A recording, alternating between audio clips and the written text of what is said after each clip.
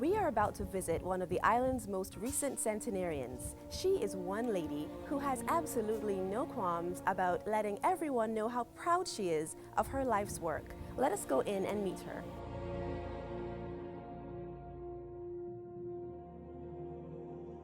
At 100 years old, Winifred Callender is one of the elderly persons in society who have been the backbone of our island's progress from a British colony to nationhood. Younger generations owe a great deal of gratitude to the elderly population, for without them, many of us would not be where we are today. Mrs. Callender, what was your fondest memory as a child or a young person? My road to get to school is all through gully to get up in the public road. And when I get up in the public road and go a good way in the public road, I turn off the public road into a gap and go up between. Some people have the land, and I go up between them, go up till I get up, not far from the school. And when I get near to the school, I swing right. It's still in the line, and then I swing again, and I go then and butt up in the public road, and the school is above the road then. And I will go and step on the school boundary. And when I get there, school calling at 10. And if I get there and prayer's going on, I got to stop at the door. Can't go in school. Prayer's going on, and I join in the prayers. And when to kneel in prayer, I kneel down in the door. And as soon as prayer's over, I have to get it. It won't be me alone, others that late like me. And when we stand up now, we can't walk and go to our class. The school mistress coming down off of the platform, and she coming with the leather over her shoulders, the strap, and a little bamboo stick in she hand. When she comes, she want to know why you are late for school. You will tell her, Some ain't have no reason, but who have reason, let her know. Well, if she in sympathy with what we say, she say, all right, walk into your class. See? And if it ain't satisfactory, she say, well, I'm going to give you 2 lashes. And what you know, who know, you whistle, help me, help me, help me. And you can't let the teacher hear you trying to smuggle from that boy. It was hard, but you try. And you copy, you look at that body side, you want to see how they're operating, and you crash off some, wrong or right, you copying. Were you married? After my father died, I didn't marry then. And it wasn't easy. My father married twice. My mother died first. See? And I had 1 son.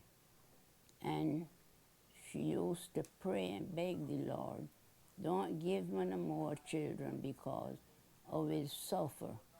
My sister have hers to look after and her husband, and she wasn't able to see to me. And I said, the Lord answer her prayer. Answer her prayer, answer. See? And I had the 1, and I worked hard with mine. And then after my father died, my mother died, he married again. See? So you would know then I off of his list. So I would on then on my lovey list, Yes, so I take it as it was. Bare hard work. Tell me the story of how you and your husband met. Well, he said he did love me. I said, more from me. come back again another time. Tell me what you, tell me. You ain't love me? I love you. Well, perseverance seldom fail. See? And he tried, till I said, well, all right, let me try. After her husband died in 1978, at the age of 70, Mrs. Callender vowed that she would not marry a second time. I know what I passed through, but if he go before me, I won't go again because I know what I passed through. What I passed through. And go again may be worse for me than I wasn't able to endure what I would have to go through. Was it difficult during the years when you were working and looking after your family? Me, only me. In that little kitchen garden. My husband working, I in home in the ground, working, weeding. That sometime anybody passing see me, they say, but for you, why you don't go out the sun? Say, girl, you know what, the Lord understand. He helped me to get a few holes do to go in to put on dinner. Get me? And we dinner time did that. No, we dinner time then 4 o'clock and 5. We dinner time 7 o'clock. You eating. You eating. Got cow, you got sheep, and you got a milk cow. You milk your cow, you get your milk, and you drink your milk. Do buttermilk, churn butter, all that we do. How many children do you have? I only had one, and my mother prayed for me. That is what told to me. Say my sister have hers, and her husband, and I home, and I have children. She can't help me when I in need, and she begged the Lord, don't give me no more. And the Lord hear her prayer. But she ain't tell me is who she talked with, is who give me the S.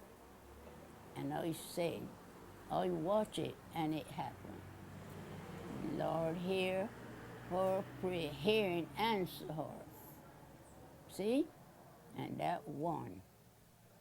And he grew to be a gentleman, a big man, till he was in the police force. Can't remember how many years he was in it, but he left then and he went to England. See? You understand? So he wasn't so well, so he didn't get over his illness. You understand? But before that, the doctor told him from England, change the climate, so he went to Canada. That is what they told. So then from time to time, he still ill. See? So he died in Canada. You understand? And his wife, girl, she bring tears to my eyes.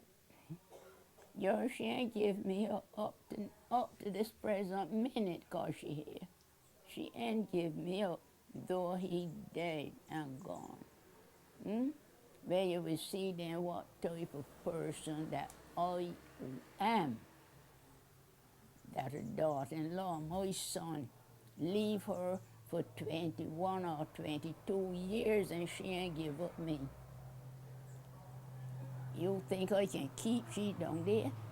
Up there. Not down here, up there. Keep she in God's hand. And her 2 children. Leave her with 2.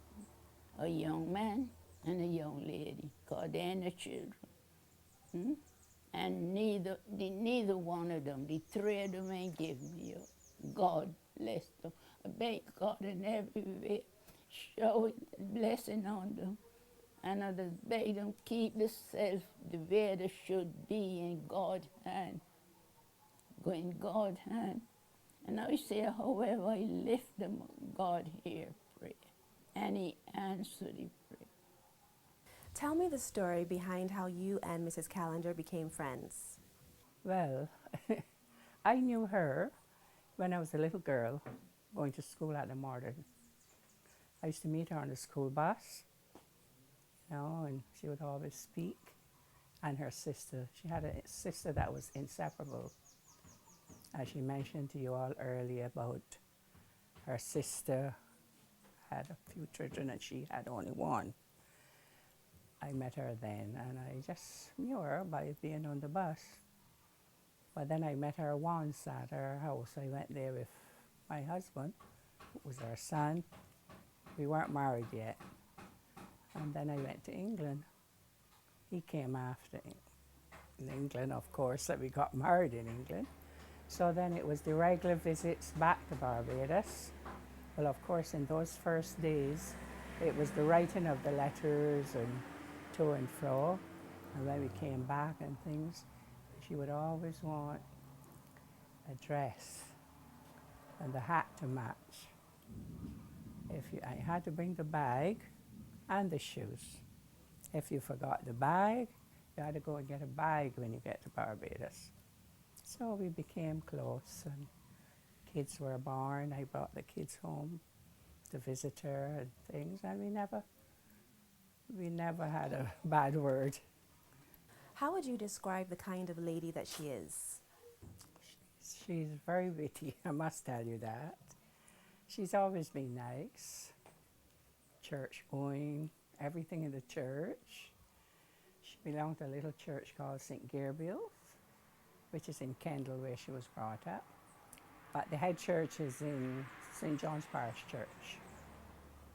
But she's been involved in the Mothers Union, the church army, and things like that. She used to go out with the priests to give communion until about, 5 or 6 years ago, after I realized that she was getting older and that she needs someone to look after her. We decided to put her in this nursing home, which was just open. She was one of the first people that came in here. Mrs. Callender is the second centenarian ever to reside at this retirement home. I know that, like everybody else, an older person's mood may vary. Some days may be good, some may not be as good. How should a caregiver deal with the more difficult times? Most of the time, the challenges you're going to find is that the resident is resistive, maybe to care or maybe to what is happening at that point in time. So usually what I would suggest is that you leave the person alone and then come back. Because when you come back, then you will find that the mood has changed somewhat. So you shouldn't force anything on them. Is Mrs. Callender your favorite resident? I don't really have a favorite resident as such.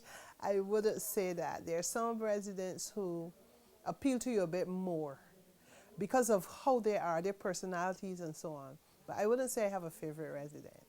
She's special to me, like all the others.